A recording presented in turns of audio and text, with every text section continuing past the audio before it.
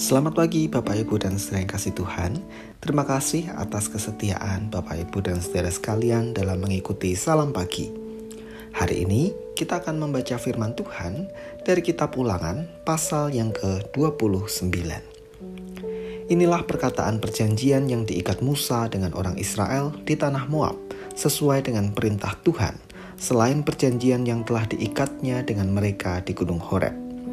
Musa memanggil seluruh orang Israel berkumpul, lalu berkata kepada mereka, "Sudah kamu lihat segala yang dilakukan Tuhan di tanah Mesir, di depan matamu terhadap Firaun, dan terhadap semua pegawainya, dan terhadap seluruh negerinya.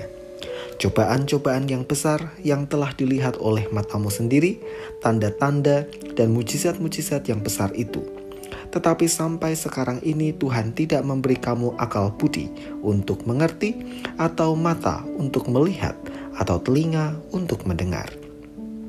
40 tahun lamanya aku memimpin kamu berjalan melalui padang gurun. Pakaianmu tidak menjadi rusak di tubuhmu, dan kasutmu tidak menjadi rusak di kakimu. Roti tidak kamu makan, anggur atau minuman yang memabukkan tidak kamu minum, supaya kamu tahu bahwa akulah Tuhan Allahmu.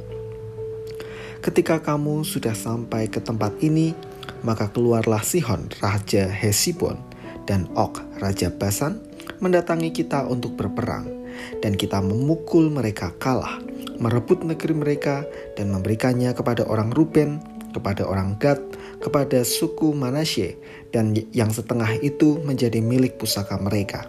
Sebab itu lakukanlah perkataan perjanjian ini dengan setia, supaya kamu beruntung dalam segala yang kamu lakukan.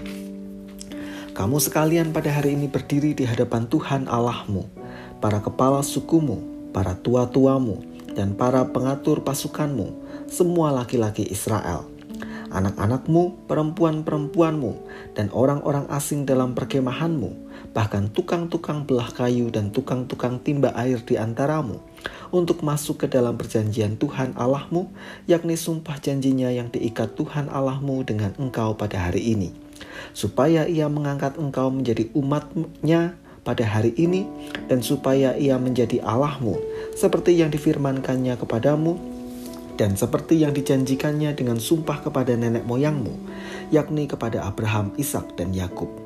Bukan hanya dengan kamu saja aku mengikat perjanjian dan sumpah janji ini, tetapi dengan setiap orang yang ada di sini pada hari ini bersama-sama dengan kita, yang berdiri di hadapan Tuhan Allah kita, dan juga dengan setiap orang yang tidak ada di sini pada hari ini bersama-sama dengan kita. Sebab kamu ini tahu bagaimana kita diam di tanah Mesir, dan bagaimana kita berjalan dari tengah-tengah segala bangsa yang negerinya kamu lalui. Dan kamu sudah melihat dewa kejijikan dan berhala mereka, yakni kayu dan batu, emas dan perak itu, yang ada terdapat pada mereka. Sebab itu janganlah di antara kamu ada laki-laki atau perempuan, kaum keluarga atau suku yang hatinya pada hari ini berpaling meninggalkan Tuhan Allah kita, untuk pergi berbakti kepada Allah bangsa-bangsa itu. Janganlah di antaramu ada akar yang menghasilkan racun atau ipuh. Tetapi apabila seseorang pada waktu mendengar perkataan sumpah serapah ini menyangka dirinya tetap diberkati dengan berkata, "Aku akan selamat walaupun aku berlaku degil," dengan demikian dilenyapkannya baik tanah yang kegenangannya maupun yang kekeringan, maka Tuhan tidak akan mau mengampuni orang itu, tetapi murka dan cemburu Tuhan akan menyala atasnya pada waktu itu. Segenap sumpah serapah yang tertulis dalam kitab ini akan menghinggapi dia, dan Tuhan akan menghapuskan namanya dari kolong langit.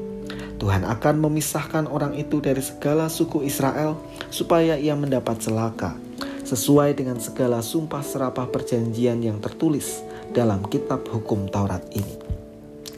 Maka keturunan yang akan datang, yakni anak-anakmu yang bangkit sesudah kamu, dan orang-orang asing yang datang dari negeri jauh akan berkata, apabila mereka melihat hajaran dan penyakit yang dijatuhkan Tuhan ke negeri itu, seluruh tanahnya yang telah hangus oleh belerang dan garam, yang tidak ditaburi, tidak menumbuhkan apa-apa dan tidak ada tumbuh-tumbuhan apapun yang timbul daripadanya, seperti pada waktu ditunggang balikannya Sodom, Gomora, Atma, dan Seboim, yakni yang ditunggang balikan Tuhan dalam murka dan kepanasan amarahnya. Bahkan segala bangsa akan berkata, apakah sebabnya Tuhan berbuat demikian kepada negeri ini? Apakah artinya murka yang hebat bernyala-nyala ini? Maka orang akan menjawab, sebab mereka itu telah melalaikan perjanjian Tuhan Allah nenek moyang mereka, yakni perjanjian yang diikatnya dengan mereka ketika mereka dibawanya keluar dari tanah Mesir. Dan sebab mereka itu sudah pergi berbakti kepada Allah lain dan sujud menyembah kepadanya, yakni Allah yang tidak dikenal mereka dan yang tidak diberikan Tuhan kepada mereka sebagai bagiannya. Itulah sebabnya murka Tuhan bangkit terhadap negeri ini, sehingga didatangkan ke atasnya segala kutuk yang tertulis dalam kitab ini. Tuhan telah menyentakkan mereka dari tanah mereka dalam murka dan kepanasan amarah dan gusarnya yang hebat, lalu melemparkan mereka ke negeri lain, seperti yang terjadi sekarang ini.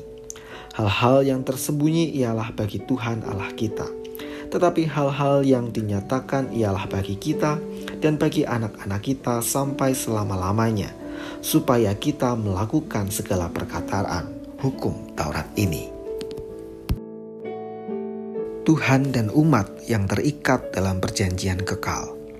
Itulah yang hendak ditekankan dalam bacaan kita hari ini.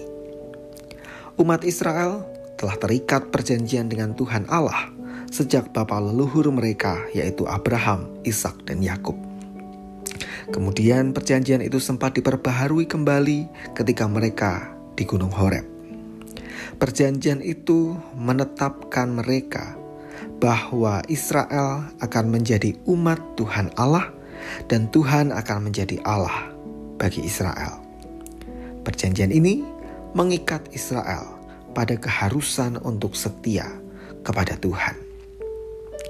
Yang menarik di ayat yang ke-19, Tuhan Allah memperingatkan agar jangan sampai umat Israel tergoda oleh prinsip orang yang berkata bahwa hidupnya baik-baik saja meski tidak setia kepada Tuhan.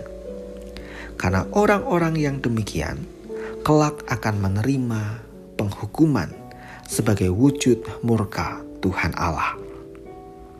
Dari sini kita diingatkan agar jangan sampai kita membandingkan diri dengan orang-orang yang tidak setia kepada Tuhan dalam iman dan kepatuhan pada firman-Nya.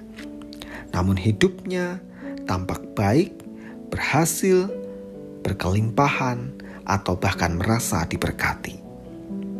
Sebagai umat Tuhan, prinsip kesetiaan dalam iman dan firman-Nya adalah respon syukur atas status yang dilekatkan kepada kita, yaitu umat Allah.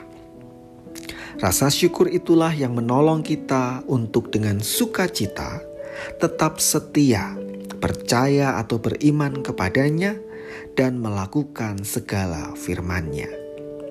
Tetaplah setia pada Tuhan tanpa membandingkan diri dengan orang-orang yang berbalik setia dari Tuhan. Mari kita berdoa. Kami bersyukur untuk firman yang kami renungkan pada pagi hari ini. Tolong kami Tuhan, agar kami hidup setia dengan penuh sukacita melakukan segala ketetapan dan firman Tuhan dalam kehidupan kami. Meskipun ada orang-orang di sekitar kami yang tampaknya hidup baik-baik saja, bahkan berkelimpahan, padahal mereka jauh dari Tuhan, bahkan berbalik setia dari Tuhan. Namun tolong kami Tuhan, agar kami tetap setia kepada Tuhan apapun yang terjadi dalam kehidupan kami. Kami menyerahkan segala aktivitas kami sepanjang hari ini. Mohon Tuhan memberkati. Di dalam nama Tuhan kami Yesus Kristus, kami berdoa. Amin.